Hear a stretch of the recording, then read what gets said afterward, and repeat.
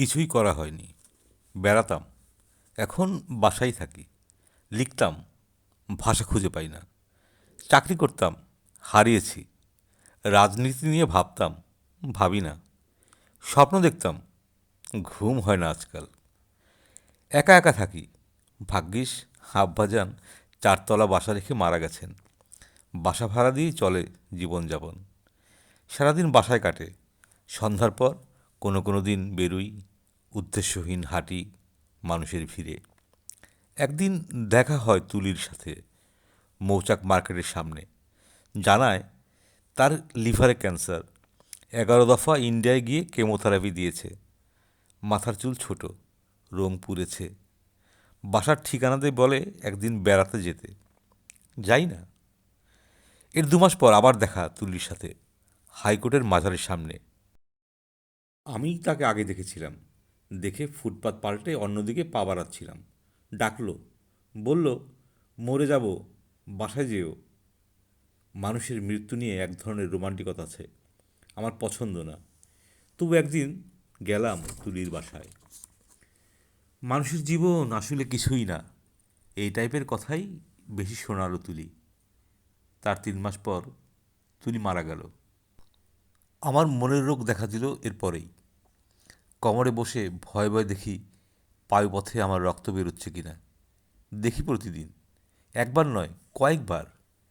কোমরে বসার পরিস্থিতি না হলেও বসে থাকি। আবার বাথরুমে যেতেও ভয় পাই।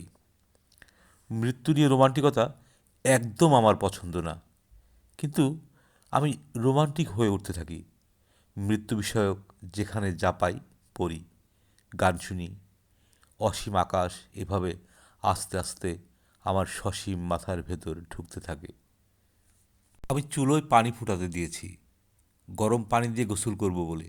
দেখা গেল পানি ফুটতে ফুটতে হাওয়া। সেই পানি মেঘ হলো, বৃষ্টি এলো। ছাদের লুঙ্গি পরে খালি গায়ে ভিজি। ভাবি, আহা, আমার চুলোয় ফুটানো পানি। এক বিকেলে ঘুম ভাঙলে কফির মগ নিয়ে বারান্দায় বসেছি। হঠাৎ মনে হলো কনকনে হাওয়া টের পাচ্ছি, কিন্তু দেখতে পাই না কেন। রাতে একা বাসায় ভয় পেতে শুরু করলাম। কমলাপুর স্টেশনে 3 রাত পার করলাম। তারপর গ্রামের বাড়ি থেকে এক বুড়ো লোককে আনালাম আমার সাথে থাকার জন্যে। আমারও মনে ঘুরপাক খেতে থাকে সবসময়, তুলির মতো আমিও একদিন মারা যাব। আমি আমার পরিচিত মৃতদের মনে রাখিনি, জীবিতরাও আমায় মনে রাখবে কেন? আমার মনে পড়তে থাকে বিদিশার মুখ। আমার মেয়ে লন্ডনে থাকে, পড়তে গিয়ে স্থায়ী হয়েছে সেখানে। আমার মনে পড়তে থাকে রোমেনার মুখ। আমার বউ ছিল, সংসার টেকেনি। আমার শৈশবের বন্ধুদের কারো কারো মুখ মনে পড়ে। কাউকে মনে পড়ুক আমি চাই না। শেষমেশ এলিফ্যান্ট রোডে মনোরোগ চিকিৎসকের সাথে দেখা করলাম। মনে পড়ে রাতে সব রোগী দেখার পর আমায় তার সামনে ডাকা হয়েছিল, রাত 9টা 22 মিনিটে। মনে আছে সব। অনেক কিছু জানতে চাইলেন। বললাম, তিনি একা না থাকার এবং যে কোনো কাজে ব্যস্ত থাকার পরামর্শ ও কিছু ওষুধ দিলেন। আমি ফুটপাতে, রেল স্টেশনে, পার্কে, নাগরিক জ্যামে মানুষের পাশাপাশি হাঁটি।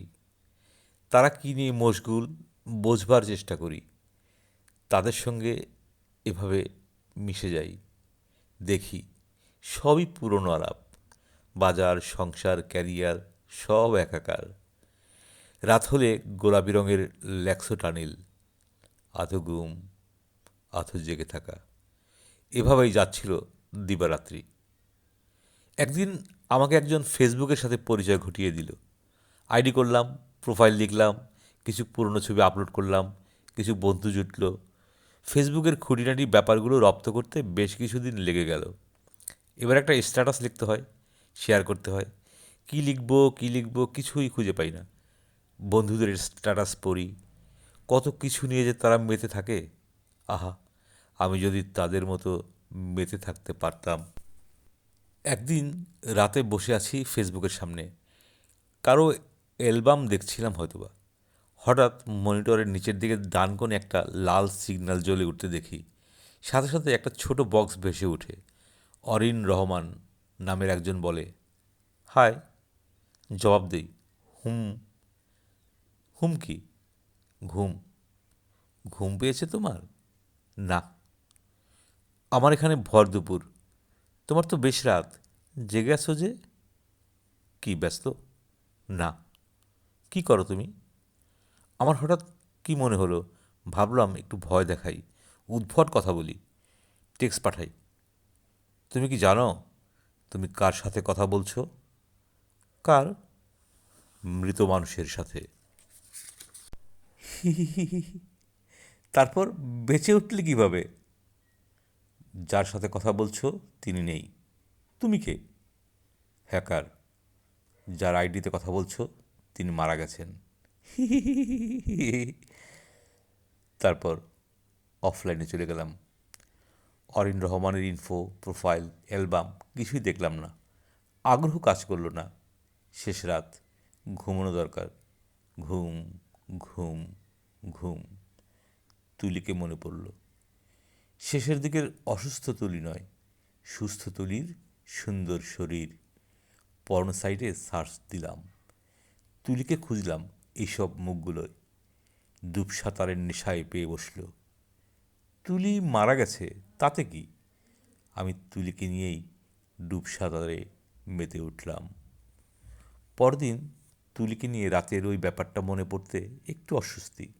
ধ্যাত, নৈতিকতা। দুপুরের পর 2 ভাড়াটিয়া ভাড়া দিয়ে গেল। মাসের প্রথম উইক। মনোরোগ চিকিৎসকের কাছে যাবার কথা। ইচ্ছে করছে না যেতে, তবু গেলাম। সন্ধ্যায় ভিড় বেশি নেই। ডাক্তার জানতে চাইলেন আমার মধ্যে আত্মহত্যা করার ইচ্ছা জাগে কিনা। বললাম, খুব জাগে আজকাল, কিন্তু ওটি কখনোই করব না। ডাক্তার বললেন, ধর্মীয় মূল্যবোধ আপনাকে বাঁচিয়ে রাখবে। হ্যাঁ, না হেসে পারলাম না তার কথায়। হাসার কারণ জানতে চাইলে বললাম, নাস্তিক কয়জন আর সুইসাইড করে? রিলিজিয়াসরাই বেশি করে। তিনিও এবার হাসলেন। আমি বললাম, আমি সুইসাইড করব না, কারণ আমার কাছে আমার লাইফ মিনিংলেস। সুইসাইড করলে মিনিংফুল হয়ে যাবে।